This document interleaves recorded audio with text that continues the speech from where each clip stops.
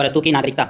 अरस्तू ने नागरिकता और संविधान संबंधी विचार पॉलिटिक्स की तीसरी पुस्तक में लिखा है और नागरिकता का दृष्टिकोण देते हुए वह नकारात्मक रूप में इसका दृष्टिकोण प्रस्तुत करता है। जैसे पहले में बोलता है कि केवल निवास से ही कोई व्यक्ति नागरिक नहीं हो सकता, क्योंकि जो निवास करता है उसमें विदेशी भी हो सकते हैं और दास भी हो सकता है, ये सब राज्य में रहते हैं। दूसरा कहता है कि अभियोग चलाने का अधिकार भी नागरिकता प्रदान नहीं करता है, क्योंकि अधिकार विदेशियों को भी संधि द्वारा प्राप्त हो सकता है। तीसरे में कहता है कि जिनकी नागरिकता छीनी गई है या जिन्हें देश से निकाला मिल चुका है वो भी नागरिक नहीं हो सकते।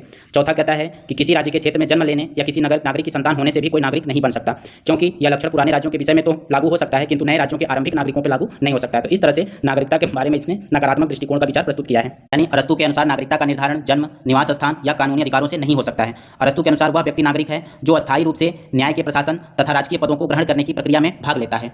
अरस्तु के नागरिक संबंध में जो उसका विचार है वह वर्तमान समय के विचार से बहुत भिन्न है। जिसने नागरिकता का जो सिद्धांत दिया था अरस्तु ने, उसके नागरिक के संबंध में उसकी जो अवधारणा है वह तत्कालीन यूनानी राज्यों की प्रत्यक्ष प्रजातांत्रिक व्यवस्था के अनुरूप है।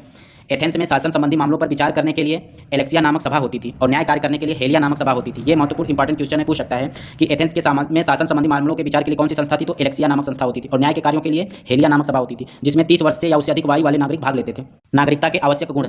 अरस्तु ने प्लेटो के समान ही नागरिकता को सीमित रखने के पक्ष में है, यानी कि नागरिकता को सीमित रखने के पक्ष में अरस्तु और प्लेटो एक समान है। अरस्तु के अनुसार शासन के न्यायिक तथा कानूनी कार्यों को संपादन करने के लिए अत्यधिक विकसित बुद्धि, नैतिक शक्ति तथा व्यवहारिक बुद्धिमत्ता की आवश्यकता होती है। इसके चलते शासक और शासित दोनों ही रूपों में कार्य करने वाली क्षमता प्राप्त होती है।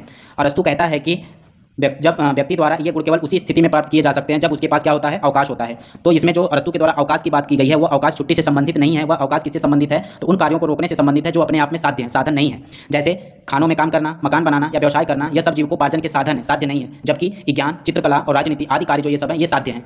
अरस्तु कहता है कि जिन्हें अवकाश नहीं मिलता वे सार्वजनिक क्षेत्र के प्रति अपने कर्तव्यों का संपादन नहीं कर सकते। अपनी इसी विचारधारा यानी अवकाश के विचारधारा के आधार पर निम्नलिखित श्रेणियों के व्यक्तियों को नागरिकता से वंचित रखता है। जैसे पहला, संपत्ति विहीन व्यक्तियों को नागरिकता प्राप्त नहीं होनी चाहिए। दूसरा, दासों को नागरिकता प्राप्त नहीं होनी चाहिए। तीसरा, श्रमिक वर्ग के व्यक्तियों को भी नागरिकता से वंचित रखना चाहिए।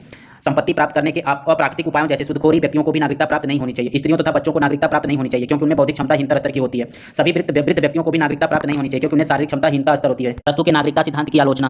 अरस्तु की नागरिकता सिद्धांत को अत्यधिक सीमित और संकुचित धारणा माना गया है जो केवल बड़े जनसंख्या पर लागू नहीं हो सकता। पार्कर कहता है कि बहुजन सुलभ नागरिकता का नीचा आदर्श प्लेटो और अरस्तु के उस आदर्श से कहीं अधिक मूल्यवान है जो मुट्ठी भर लोगों को ही प्राप्त करता है। अरस्तु का नागरिकता सिद्धांत प्रतिनिध्यात्मक शासन में अपनाना संभव नहीं है। तीसरा, धनिक तंत्रीय दृष्टिकोण है, इसमें जिसके पास धन रहेगा उसी के पास नागरिकता प्राप्त होगी, ऐसा प्रावधान है। चौथा आलोचना क्या है कि अधिक जनसंख्या वाले राज्यों पर इसे लागू नहीं किया जा सकता। पांचवा है अनेक वर्गों और गुटों का उदय हो सकता है। और अरस्तु ने जो नागरिकता का सिद्धांत दिया है वह प्रवासी नागरिकों पर भी लागू नहीं किया जा सकता। अरस्तु संविधान के बारे में क्या कहता है, तो संविधान या पॉलिटी राज्य का एक ऐसा संगठन है जिसका संबंध सामान्यतः राज्यों के पदों के निर्धारण से है जो समस्त राजनीतिक मामलों में सर्वोच्च हो। पहला, संविधान राज्य अथवा उसके पदों का संगठन है। संविधान द्वारा ही सर्वोत्तम सत्ता के निवास को निर्धारित किया जाता है। संविधान यह भी स्पष्ट करता है कि राज्य किस लक्ष्य की ओर उन्मुख है। राज्य के लिए संविधान अति आवश्यक है, इसी आधार पर राज्य का निर्माण अथवा अंत होता है। राज्य का सार अथवा अति आवश्यक है, आधार संविधान होता है। संविधान में परिवर्तन के साथ राज्य का रूप बदल जाता है। राज्य संविधान और दल को एक रूप मान लेता है।